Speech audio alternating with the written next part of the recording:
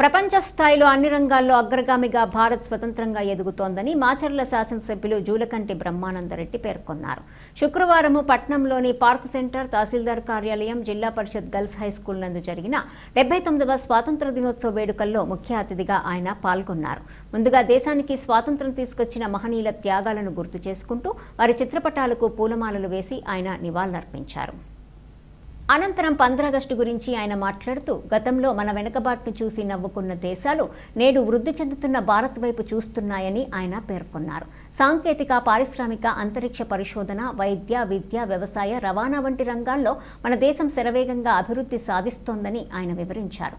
నేడు గర్వంగా తలెత్తుకొని మేము భారతీయులమని చెప్పుకునే స్థితి ప్రధాని మోదీ దేశగతి మార్చి తీర్చిదిద్దారని కొనియాడారు. అనంతరం విద్యార్థులకు బహుమతులను ప్రదానం చేశారు. ఈ కార్యక్రమంలో tahsildar Kiran, municipal commissioner Venubabu, MEO Suresh, పాఠశాల హెచ్ఎం ఉషారాణి, కూటమి నాయకులు, కార్యకర్తలు పాల్గొన్నారు.